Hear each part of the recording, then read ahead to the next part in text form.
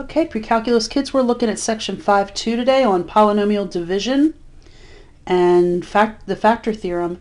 Really, we're going to be using long division and synthetic division that you hopefully learned in Algebra 2, and we're going to be building on why did you need it, what's it good for. So that's really the topic of the day. So section 5.2, the first couple examples that he gives are really kind of difficult. So I'm going to go back and remind you, we're going to take go back to Algebra 2 and remember how to do long division and synthetic division. So if you switch to the second page, it looks like this. And the harder of the two is long division. Synthetic division is easy peasy.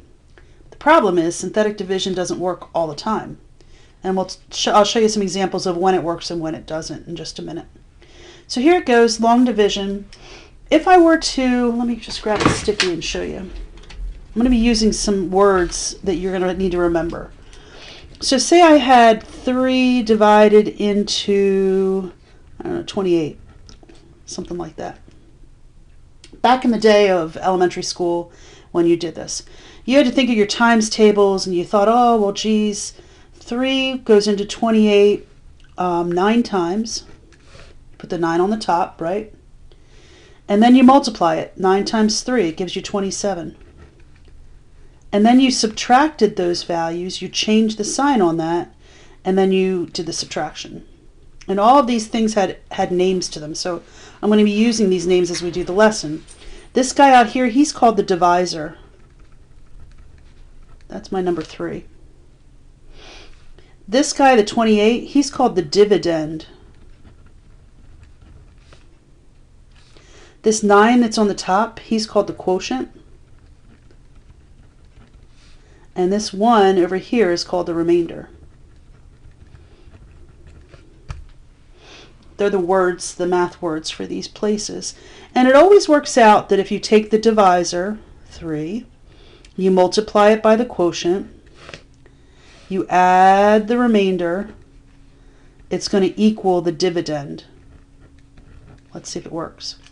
3 times 9 is 27. 27 plus 1 is 28. And so we can see that that actually is true. Okay, so out guy is the divisor, quotient is the top guy, dividend is what's inside, and then you've got a remainder. We'll talk about how they work as we go. So they're the words we're going to use. So if I set it up for the first problem, my first problem, the divisor, I'm dividing by x minus 3. Well, the x minus 3 goes out in the divisor spot. The dividend is this other piece, x squared plus 3x minus 18. And what you do is you take the first piece inside, x squared, and divide it by the first piece outside. So I'm taking in my head and I'm doing x squared divided by x. And I know that that equals x. So I put that on the top. And then I multiply it through. So x times x is x squared. X times negative 3 is a negative 3x. Now, we subtracted when we were doing the division with that little simple problem. In polynomial division, you're going to change the signs. And I usually use a different color. So if you have another color of pencil or something. And I also circle it so I know exactly what I'm trying to do here. So when I now do the addition here, x squared minus x squared, they cancel each other out, and they should. If they don't cancel each other out, then you probably did something wrong. So that's kind of a good indicator. This one's a positive 3x and another positive 3x. They become a 6x. Oops, I want my other color. Hold on. 6x. Bring down the 18. And then I start the whole process all over again. I'm not done dividing yet. So I take the first piece inside, which is a 6x, and I divide it by the first piece outside, which is an x. That gives me 6. That goes on top. It's a positive 6. And then I multiply it through. 6 times x is 6x. 6 times negative 3 is a negative 18. Change the signs. Becomes a negative. That becomes a positive. And then add them up. 6x minus 6x is nothing. They cancel as they should. Negative 18 plus 18, I get a remainder of 0. So my answer for this question is just x plus 6. If I wanted to check myself, I can take what I have on top, x plus 6, multiply it by the divisor, x minus 3, FOIL it out, and see if I really come up with x squared plus 3x minus 18. And that'll be a way to check it. All right, number 2. Divisor is x minus 2 goes outside. Dividend is x cubed plus 6x squared minus x minus 30. Now I'm not going to show the work for all of these. You can kind of do them in your head. Now that you got the hang of this, I'm taking the first piece inside, x cubed. X cubed divided by x is x squared. That goes up top. Multiply it through. X squared times x is x cubed. X squared times negative 2 is a negative 2x squared. Change the signs. Minus and a plus. X cubed minus x cubes cancel as they should. 6x squared plus another 2x squared gives me 8x squared. Bring down the next piece. You can bring down the 32, but I just tend to bring down one at a time. All right, let's do the division again. 8x squared divided by x is 8x. It's positive. Multiply it through. 8x times x is 8x squared. 8x times negative 2 is negative 16x. Change the signs. Negative for this guy, positive for this guy. So I have 8x squared minus 8x squared that cancels. I have a negative x plus a 16x. That gives me 15x. Bring down the 30 and start all over. So I've got 15x divided by x is 15. If I multiply it through, 15 times x is 15x. 15 times negative 2 is a negative 30. Change your signs. Negative, positive. And I say, cool beans. I have no remainder again. Will it always be that way? And the answer is no. We're going to have some with remainders. Okay, number 3. Now number 3 brings up a whole different story. The process is going to be the same, but there's a couple things a couple problems with number 3. First thing is I've got a divisor of x plus 2. That's fine. But the first issue I come across is that I have to have every power represented in descending order. So I need a cube, a square, an x, and a number. I'm missing the squared piece. And so what I have to do is put in a 0 placeholder for that place. And you'll see why in a couple minutes here. So I'm going to set it up 3x cubed. I need an x squared. So plus 0 x squared plus 2x minus 1. So I need a placeholder in there, so I just make it a 0 placeholder. And then my process is going to be the same.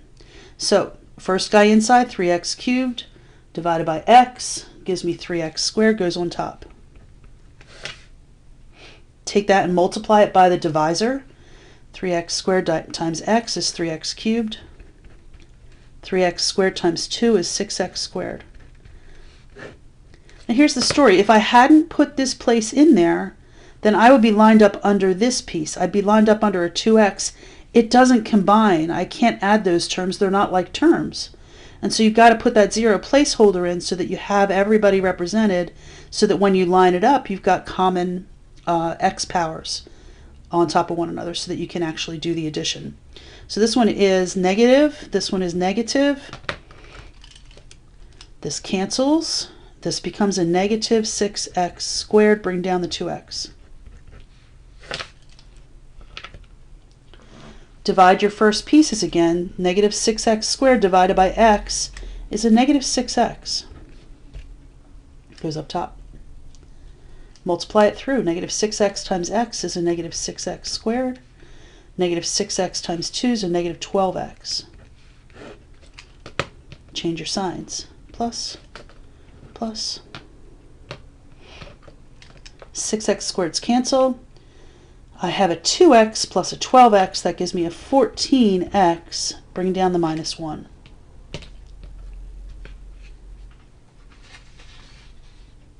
All right, then I am going for 14x divided by x is 14. If I multiply 14 by x, I get 14x here. 14 times 2 is 28, positive. Change your signs, negative and negative. 14x's cancel, and I get a negative 29. Well, what does that mean? That means that we have a remainder. We haven't seen any with a remainder yet. And back in the day of elementary school, you just put an R period and then put what the number was. Well, we don't do that in pre-calc. We are much bigger than that. So here's what we do.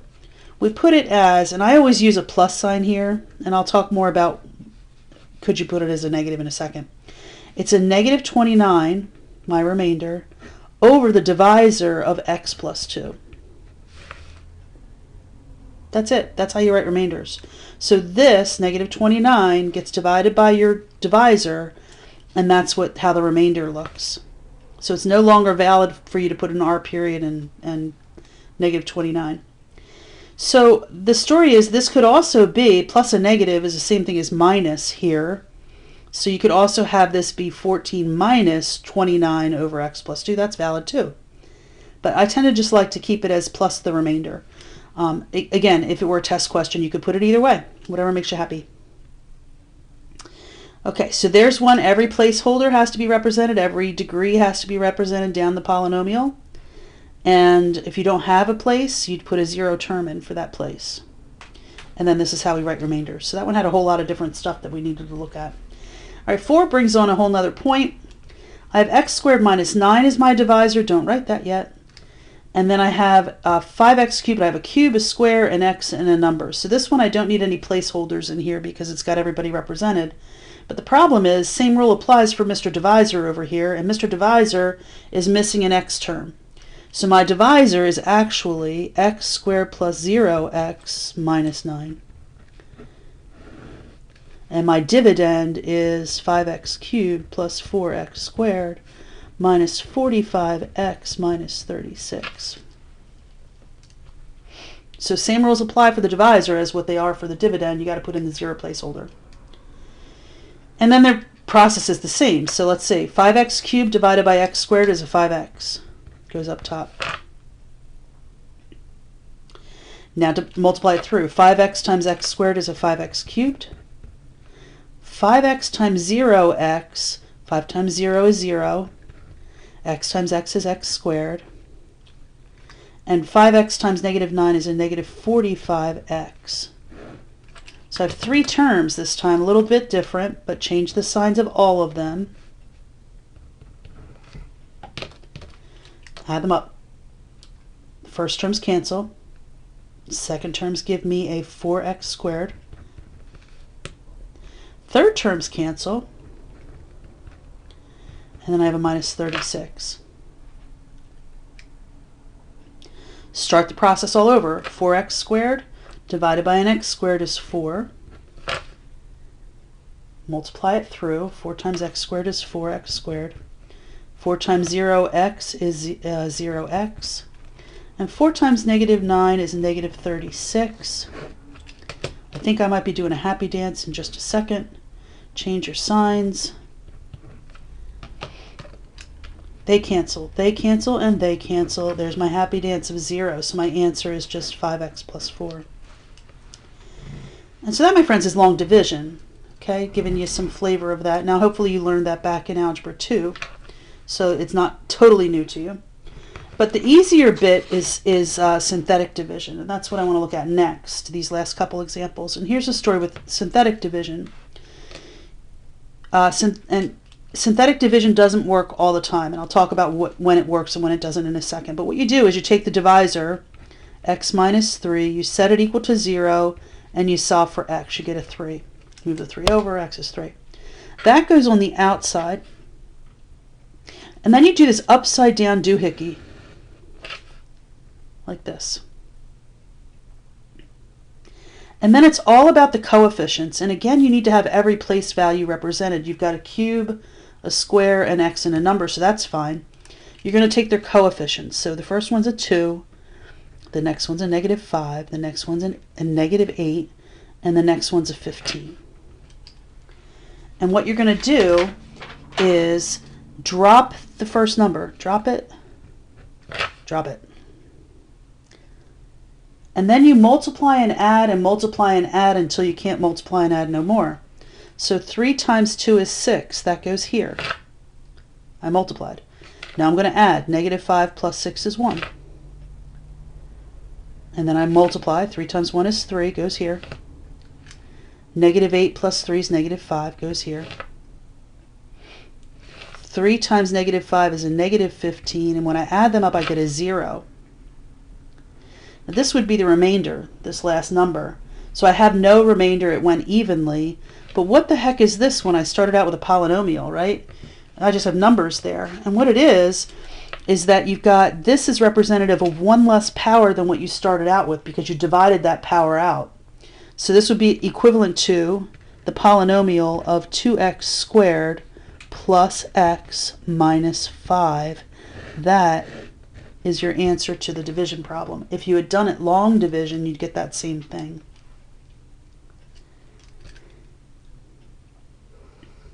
Now, here's the story. I said it doesn't work all the time, and the reason why is because, let's look at a couple of these divisors. If I take this divisor and set it equal to 0, I get x equals 3. That's wonderful. But how about back in number 4? If I took that divisor, x squared minus 9, and set it equal to 0, and solve that, x squared equals 9, take the square rooty, I get x equals plus or minus 3. See how I have two different numbers? I can't do the synthetic division if I don't have one solid number, and only one, to be able to put out in front.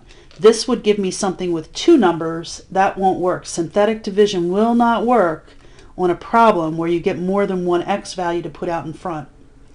So it only works, now it would have worked with this one. It would have worked with this guy because that would be x equals negative 2. It would have worked with number 1, x equals 3. It would have worked with number 2, x equals 2. Those all could have been done with synthetic division, but number 4, there's no way, no how, that you can use synthetic division on that guy. So that's the difference on when it works and when it doesn't. I mean, we all like synthetic way better, and we're going to be using synthetic more than we're going to be using long division, but you need to know the difference between the two and when it works and when it doesn't. All right, gives me number 2 of the synthetic division, and then we'll get into the actual notes of this stuff. So here we go. X minus 1 equals 0. That means x equals 1. Goes on the outside. Taking my coefficients. Now I've got missing terms this time. I have a 6th power. That's a 4. I do not have a 5th power. That's a 0. I have a 4th power of negative 3. I do not have a cube. I have a square. Coefficient is 1. I do not have an x. And I do have a 5 at the end. There's my setup. That's craziness. Let's see. Drop the 4. Multiply gives me 4. Add gives me 4. Multiply gives me 4. Add gives me 1. Multiply gives me 1. Add gives me 1. Multiply gives me 1. Add gives me 2. Multiply gives me 2. Add gives me 2. And multiply gives me 2. Add gives me 7. You can pause the video if you need to take a little more time with that. But what does that mean? What is that talking about? I have a 6th power, which means this is a 5th power. So here's my polynomial, 4x to the 5th plus 4x to the 4th plus x cubed, 1x cubed, plus 1x squared, x squared, plus 2x plus 2 with a remainder of 7. So plus 7 over a divisor of x minus 1. Did you see all that?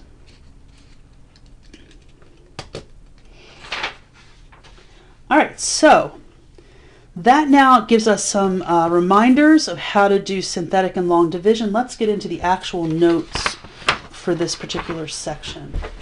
All right, so here goes.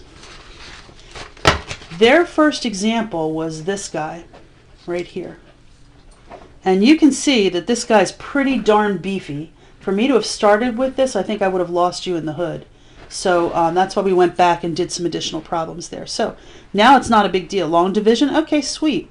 I know how to do that. Take the divisor, x squared plus 2x plus 1. Take your dividend, 2x to the fourth. I do not have a cube. I do not have a square, but I have a 3x and I have a minus 1. So there's my setup. I need my placeholders. And by the way, they don't give you a whole lot of space with this, so you might want to write small.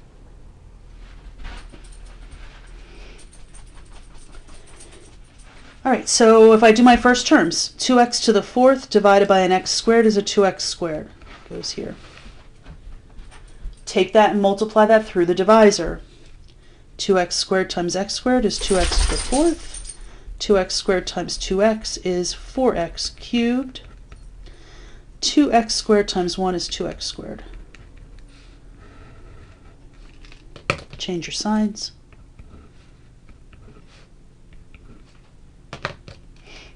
Add them up. Cancel. Negative 4x cubed minus a 2x squared. Bring down the 3x and start all over. Negative 4x cubed divided by x squared is a negative 4x. Multiply it through. Negative 4x cubed minus an 8x squared minus a 4x. Change the signs. Plus, plus, plus. Cancel. 6x squared, 7x, and bring down the minus 1. And start all over. 6x squared divided by x squared is 6. Multiply it through.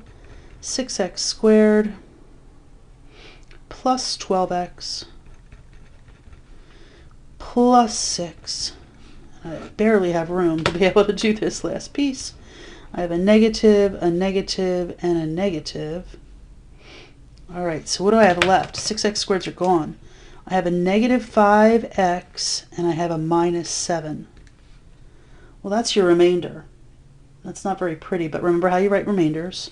It's going to be plus negative 5x minus 7 all over the divisor of x squared plus 2x plus 1. Kind of squoze that in there, but that's my answer.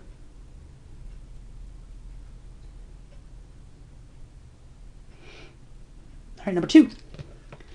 Divisor is 2x plus 7. Dividend is, do I have everybody represented? Cube, square, x, and number, yep. 4x cubed plus 30x squared plus 74x plus 64. First terms, 4x cubed divided by 2x is a 2x squared. Multiply it through. 4x cubed plus 14x squared. Change signs. Negative, negative. Cancel. I have 30 minus 14, well that would be 16. X squareds, bring down the 74. X. Divide it again. 16x squared divided by 2x is 8x. Multiply it through. 16x squared, 8 times 7 is 56. Holy guacamole. 56 x's. I want to change the signs up. Do my subtraction, I get 18. X's plus 64. Divide again. 18x divided by 2x is 9. Multiply it through. 18x plus 9 times 7 is 63. Change my signs. And I get a remainder of 1. So how do you write remainders? Plus a 1 over your divisor of 2x plus 7. Okay. So the next thing they talk about is synthetic division, and it's kind of a cool thing that happens with synthetic division, and that is that, well, let me take you back. If I wanted you to find f of 3 at this point in your world, you would just take the 3 and plug it in, right, and then get your answer. So over my margin, that's what I'm going to do. I want to know what f of 3 is. Now if I put a 3 into this thing, that's going to be 2 times 3 cubed minus 5 times 3 squared plus 10. Right? Plug in a 3. And then you would do out the details on that guy. So you'd be 3 cubed is 27. 27 times 2 is 54. 3 squared is 9. 9 times negative 5 is 45. And then a plus 10. And so then I would add them up. 54 minus 45 is 9. And 9 plus 10 is 19. So I get an answer of 19. We've done that before lots of times in different sections. But let me show you something interesting. If I take and do synthetic division with this, 3 goes on the outside, the 3, the number that you're evaluating. And I do synthetic division. Now I'm missing an x piece, so you've got to put that placeholder in. So I have a 2 for the cube. I have a negative 5 for the square. I don't have an x, but I have a 10. And I'm going to do my normal synthetic division. So drop the 2. I get a 2. 3 times 2 is 6. I get a 1. 1 times 3 is 3. I get a 3. 3 times 3 is 9. 10 plus 9 is 19. And what's really cool is that whatever this remainder is in synthetic division is exactly the same answer you get when you evaluate. It's called the remainder theorem. Kind of neat. Now, so was this harder to do or was this harder? Like, it almost seems like the synthetic division is the easier way to go. So if you ever want to evaluate a function for a specific number, all you need to do is synthetic division. And whatever the remainder is, that's going to be what the value of the function would be when it's evaluated at that x value. Okay? So that's, since we're here, might as well fill in this block. So the remainder theorem says that if I take x minus, in our case 3, then the remainder r is equal to whatever f of, they're calling it k, is. So if I use synthetic division, whatever the remainder is the same thing as evaluating that function, in our case at 3. So the remainder equals f of 3. And our remainder was 19. So we can go back to the problem that's here and say, all right, well, f of 3 equals 19. All right, so real quick, same idea with number 4. See if you can figure out what evaluating a negative 2 into this would be using synthetic division. You try it, I try it. We'll see if we match. Don't forget to put in your placeholders, even for the number at the end.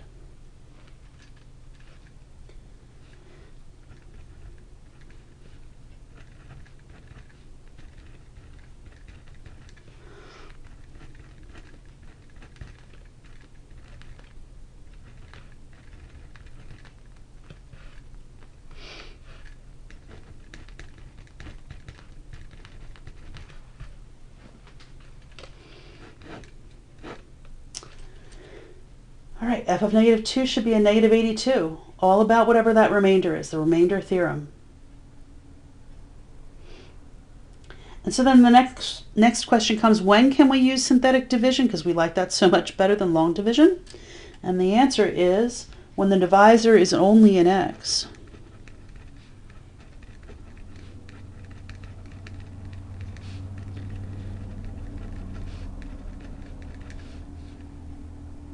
Not an x squared or an x cubed or any of those things. It can't be a power on the divisor other than just an x to the first power.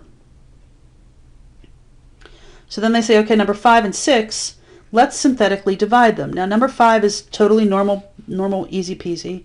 3's on the outside. Inside I have a 4th, a cube. I don't have a square. I have an n and a 28. So here it goes. 2, negative 10, 0, 30, and 28. All right, again, you try it and I try it. Now that you've seen synthetic division, we'll see if we match. So drop in the 2. Let's see.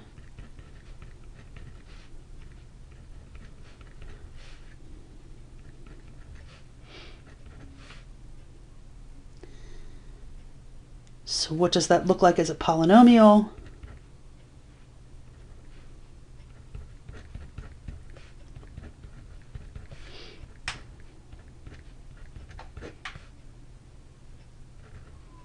Oh, these are n's, weren't they? Oh well. I used x's. I'm going to keep it consistent with x's.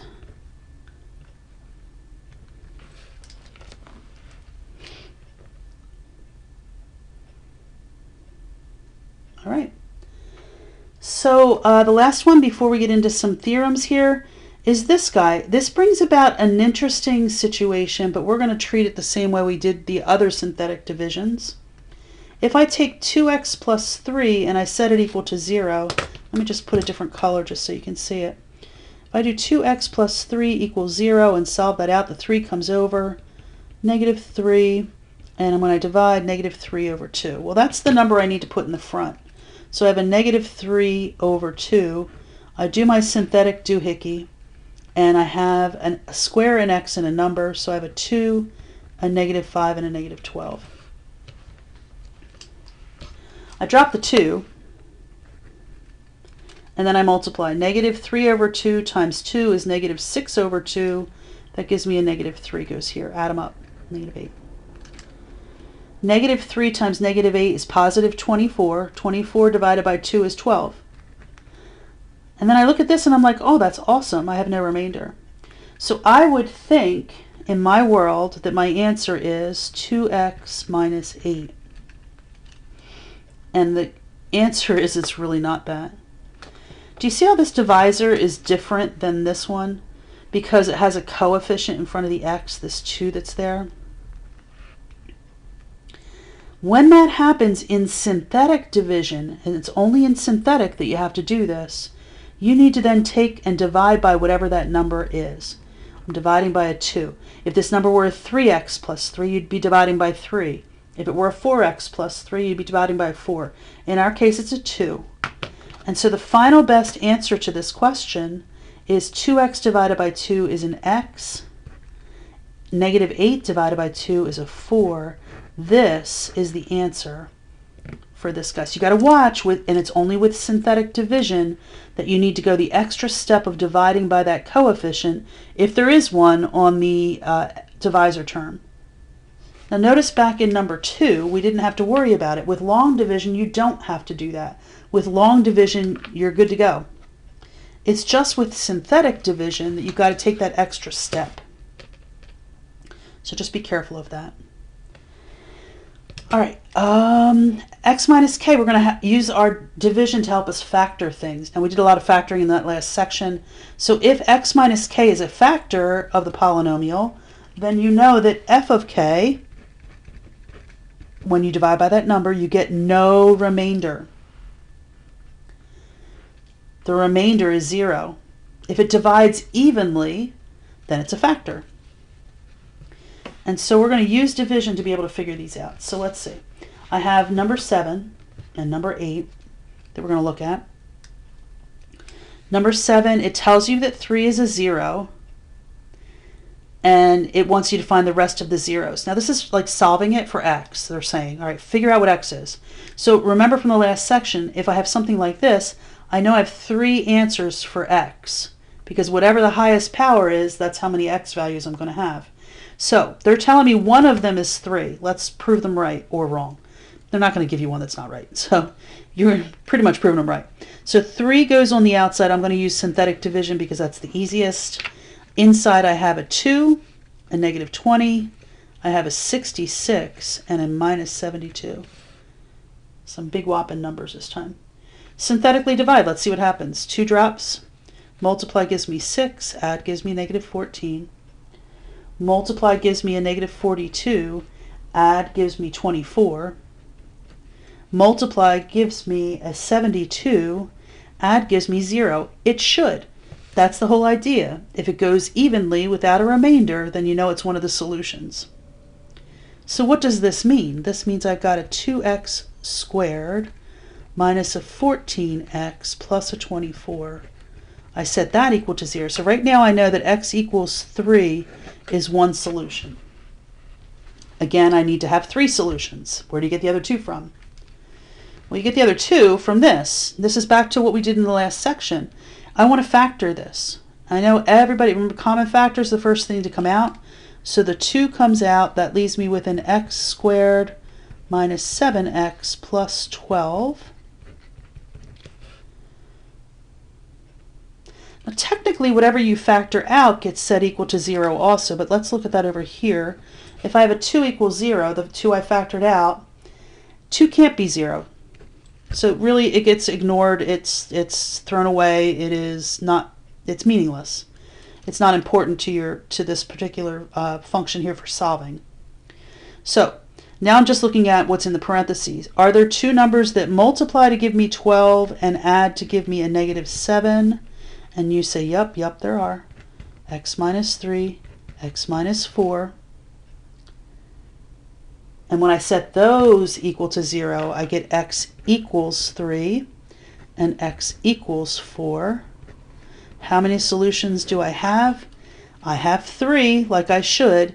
This is interesting that one of them repeats. That's called a multiplicity. So you would say that x equals 3 has a multiplicity of 2 because it's twice, it's repeated twice. Not that you need to know, but anyway, fancy pants math words there. All right, so factoring. You can use this synthetic division to help you factor and solve polynomials, and that was the important part of that. Let's go to the second one. This one's a doozy, so write really small on this one. They're telling you 1/2 is a 0, so 1/2 is your divisor number. Inside I have a cube, a square, an x, and a number, so I'm going with it. 2, negative 17, 90, and negative 41. And so I drop it, drop the 2. Half of 2 is 1, gives me negative 16. Half of 16 is 8, gives me negative 8, which then gives me 82. Half of 82 is 41, and lo and behold, there you go. You've got your 0. It went evenly, so I know one of my answers is x equals 1/2.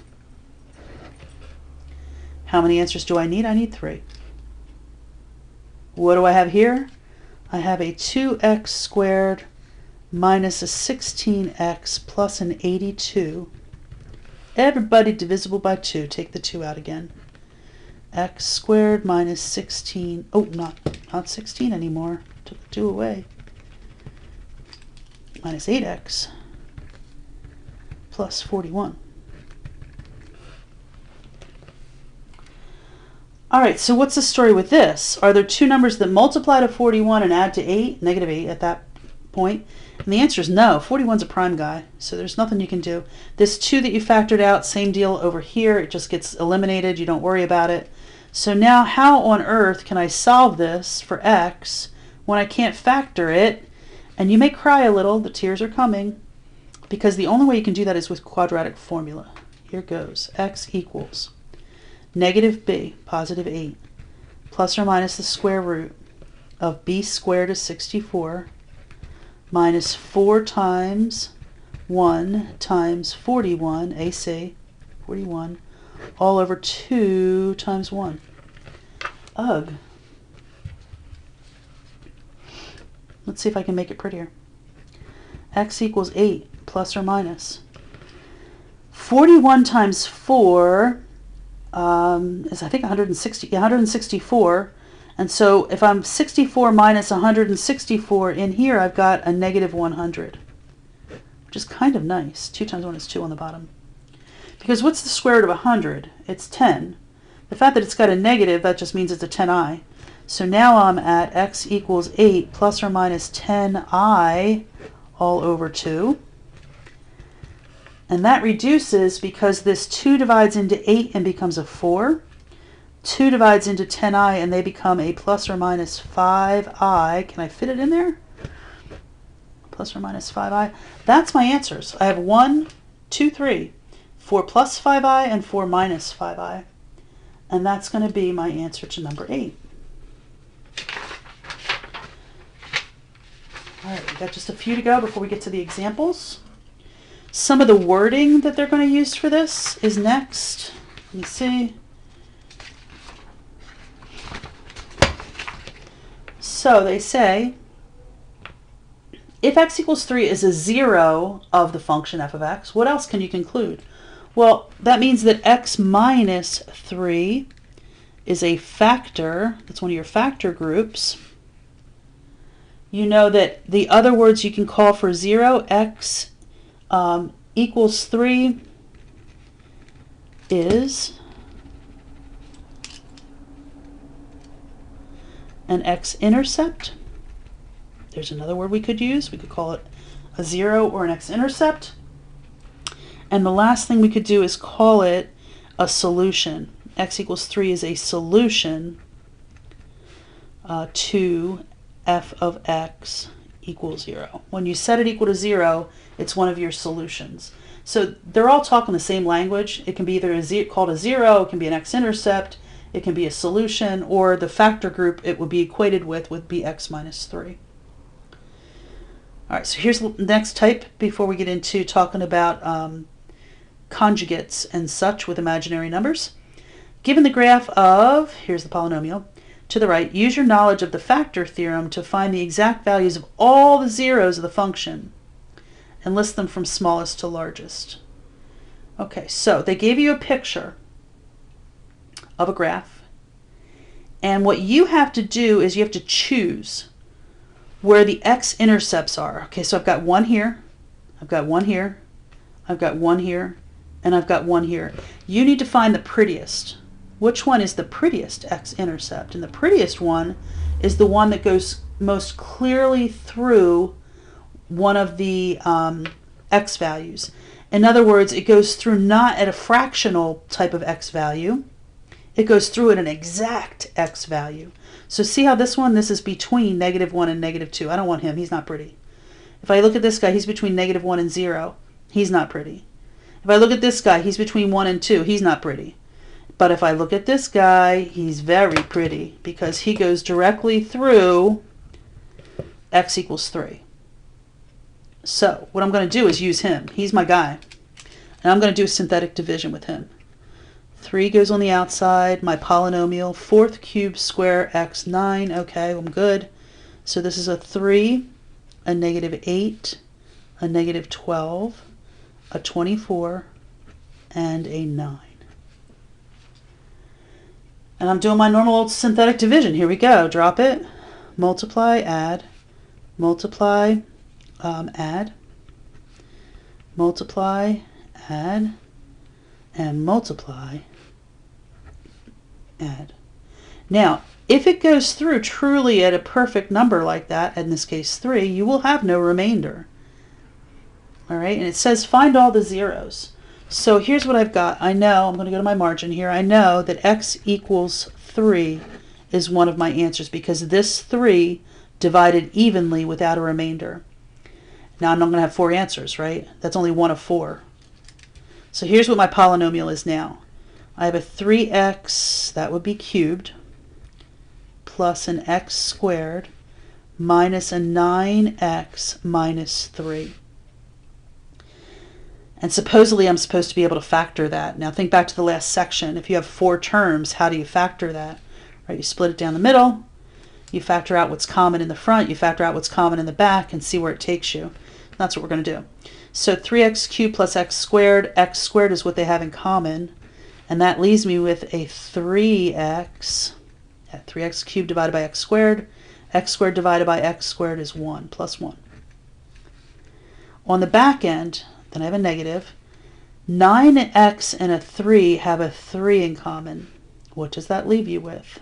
Well, I took the negative out, so negative 9x divided by negative 3 is 3x. Negative 3 divided by negative 3 is plus 1. And I do a happy dance now because I have a common group. My common group is 3x plus 1. What I factored out is x squared minus 3.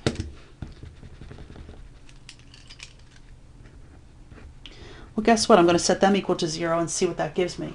So 3x plus 1 equals 0. Swing the 1 over, divide by 3. I get x equals a negative 1/3. There's my answer number 2. X squared minus 3 equals 0. Gives me x squared equals 3. I got to square root that to be able to get to the answer. I end up with x equals plus or minus the square root of 3. There's 2 answers. So 1, 2, 3, 4. I got all 4 answers. And I just did that from looking at the graph and finding the pretty point that went through exactly. All right, last piece. Fundamental theorem of algebra says if the polynomial of degree n, if it's a polynomial, then f equals 0 has exactly, you would say, whatever the highest power is, n solutions. The degree, whatever the degree is of the polynomial, that's how many solutions you should have. Sometimes they're all real, sometimes they're imaginary, and sometimes they're a mixture of the two. Just depends. So imaginary zeros will come in what's called conjugate pairs. Conjugate pairs. In other words, each imaginary zero has a conjugate buddy. So there won't ever be just one. They always come in their pairs. Last little bit, if 3 plus 2i is a zero of the function, its buddy would be 3 minus 2i.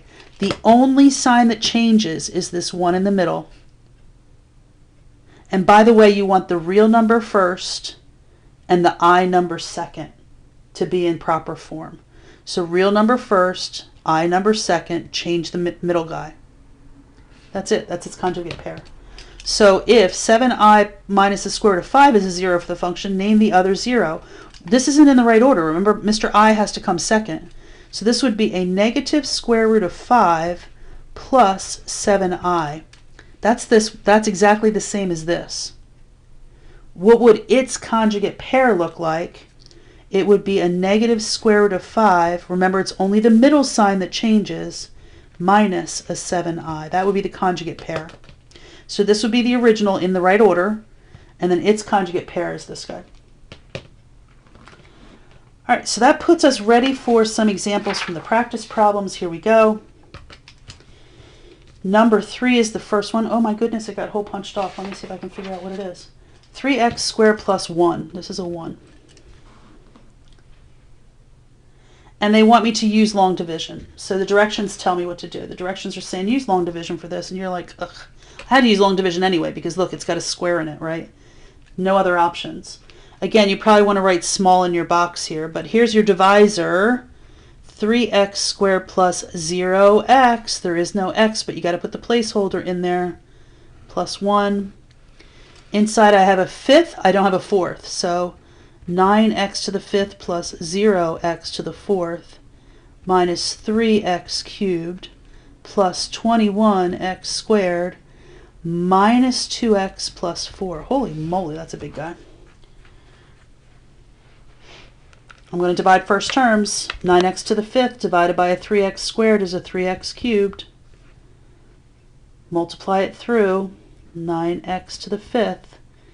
0x to the fourth. 3 times 0. And then 3x cubed times 1 is 3x cubed.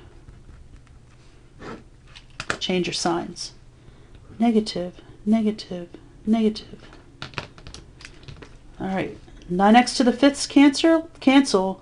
My fourths actually cancel too, right? And I end up with a negative 6x cubed.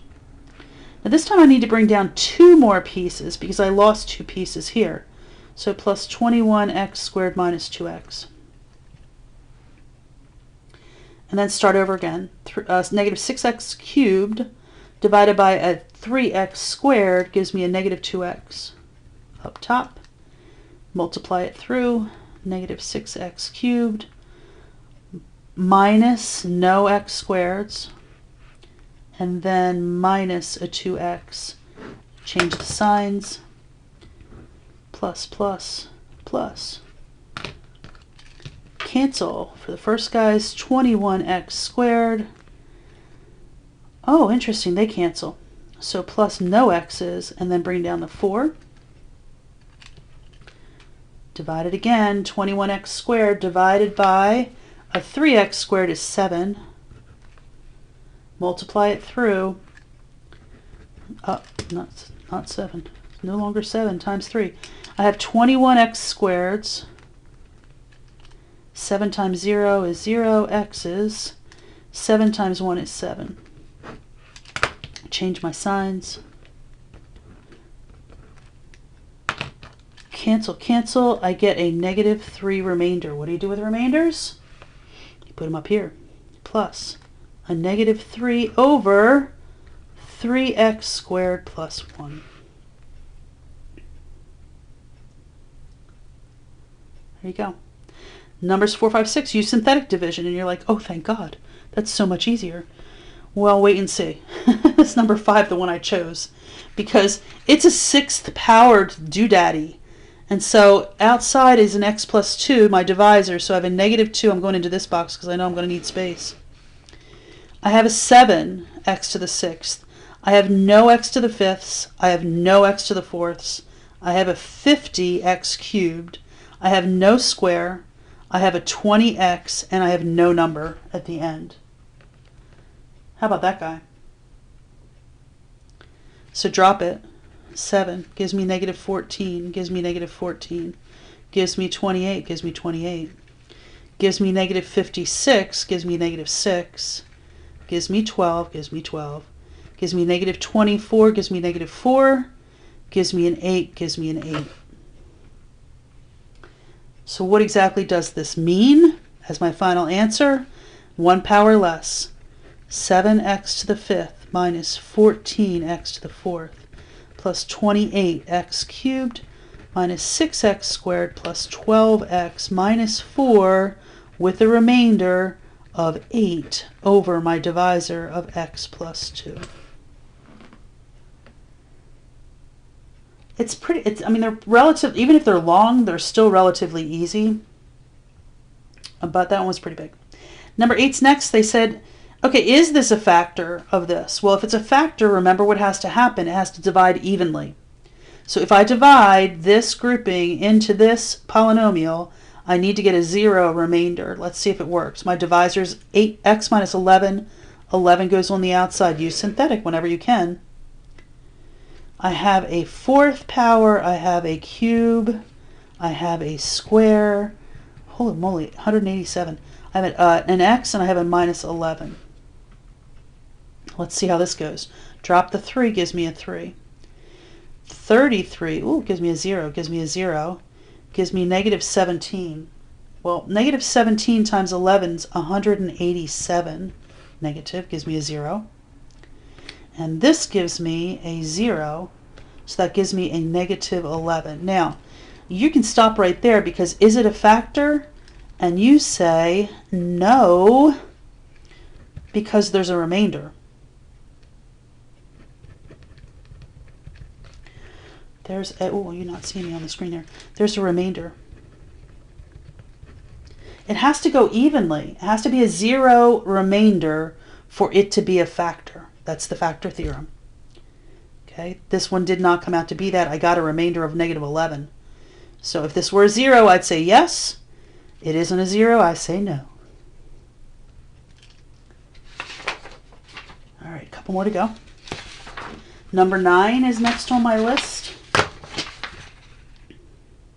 Question's the same. Question says, if 3x plus 5 is a factor, what are all the factors for this guy? So I need to divide it. They're telling me that it is a factor. If it is a factor, I should get a 0 remainder. Let's see if that works.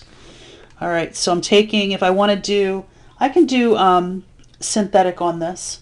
It would be a -5/3. Think about that. 3x plus 5 equals 0. Swing the 5 over. X is a -5/3. Okay, so you've got that piece. So -5/3 goes on the outside. Inside I have a cube, a square, an x, and a number. I'm cool with that. This is a 6, a 31, a 23, and a -20. Let's see where it takes us. 6 drops. -5 times 6 is -30. -30 divided by 3 is a -10. This gives me 21. 21 times -5 gives me 105. 105 divided by 3 is actually -35. So I have, this is going to be a -35 for this guy. That gives me a -12. Negative 5 times negative 12 is 60. 60 divided by 3 is 20. Ooh, look at that. It did come out to be that zero remainder that I wanted. So what is this equivalent to? And we say, well, that's equivalent to 6x squared plus 21x minus 12. But wait, guess what? Look at my divisor. My divisor has, and I used synthetic, has a 3 in the front of it. So what does that mean I need to do to this? My answer, divide by 3. And so here I am. This is going to be 6x squared divided by 3 is 2x squared. 21x divided by 3 is 7x. And negative 12 divided by 3 is a negative 4.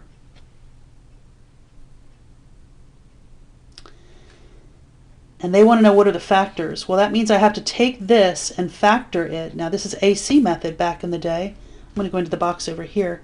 AC method says 2 times negative 4 is a negative 8. I need the factors of negative 8 that add up to be a 7. So that would be 8 and negative 1. And then I have to divide by the leading coefficient of 2. Again, we've done this before. Reduce it. This one doesn't reduce. So here are my two factor groups. Let me put it together. This guy would be x plus 4. This guy would be 2x minus 1. And then I want it, the original factor grouping of 3x plus 5. That's the official, completely factored form of this polynomial.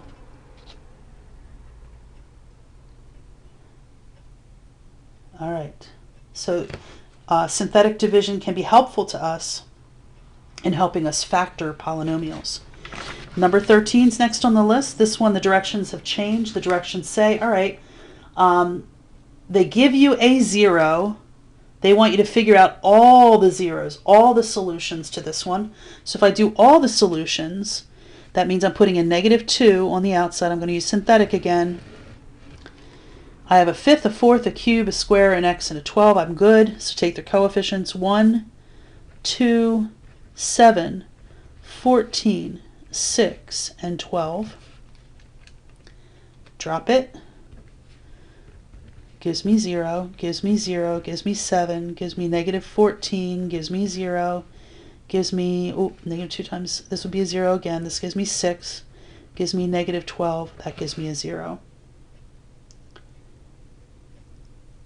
So I know one solution is negative 2. X equals negative 2 because that went evenly. How many solutions do I need? Well, I need 5. Let's see if we can find the rest. What's this equivalent to? So 1 power less would be an x to the 4th, no x cubed, plus a 7x squared, no x's, plus a 6. And I think back to the last section on factoring. This one doesn't have a leading coefficient, so I just need two numbers that multiply to 6 and add to 7. So if I do my factor groups, that would be a 1 and a 6. 1 times 6 is 6. 1 plus 6 is 7. And so, because this is an x to the 4th, that makes these first terms x squareds.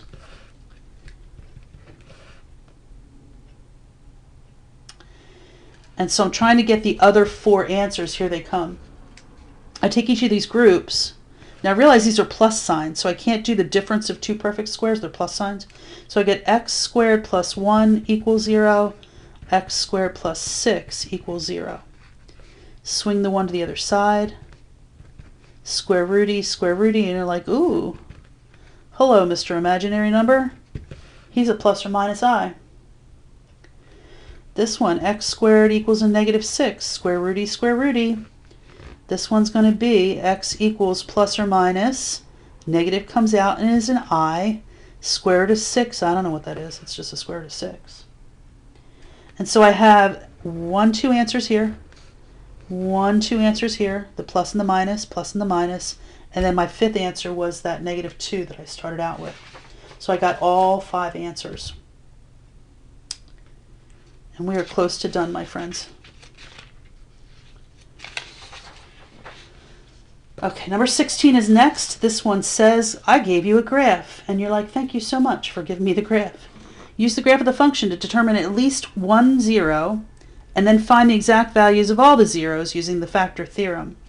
This is the one where you're looking, you don't want it to be an estimate, you want it to be clearly going through, you want a pretty point, clearly going through one of the coordinates. Well, this one is an estimate. This one is somewhere between 1 and 2. I don't know what that is either. But this one's pretty. Is it always going to be the guy on the right? No. Where is that? 1, 2, 3, 4. I think that this is x equals 4. I think that's my pretty point. And so I'm going to put a 4 outside of my synthetic division. And I've got a cube, a square, an x, and a number. So here I go. 10, negative 31, negative 76, 160. And what do I anticipate is going to happen if I've picked the right point? And your answer is I'll have no remainder. Let's see. 10 drops. I get 40. I get 9. I get 36. I get negative 40. I get negative 160. Happy dance. I got a 0. So one of my answers is, I'll put it over here, x equals 4. That's solid. I need 3 answers, right? 3 times it goes through. That's going to come from this. So let's see what I've got. This is equivalent to 10x squared plus 9x minus 40. Set that equal to 0 and think factoring. Ooh, nothing comes out. I've got no common factor terms. But let me think about this for a minute. If I do AC method on this, 4 times negative 40 is a negative 400. That's a big number for me. But if I think about two numbers that would multiply together to give me negative 400 and add to give me 9, I believe it's 25 and negative 16. I'll help you out because those are kind of crazy ones, right? But then I need to divide that by the leading coefficient of 10. Let's see where that takes me. 2 goes into these, negative 8 and 5. 5 goes into these, 5 and 2. So my factor groups for this would be 2x plus 5. And this guy would be 5x minus 8. Take those two and set them equal to 0.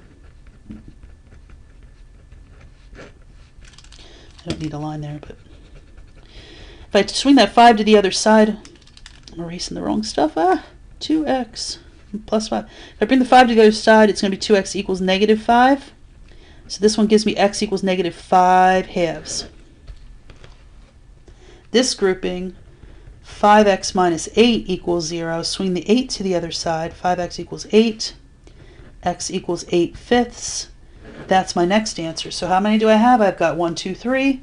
I needed 3. And there you go. Last ones are really quick.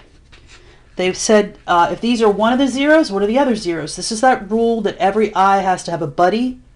And so this doesn't have a whole number with it, like a real number with it.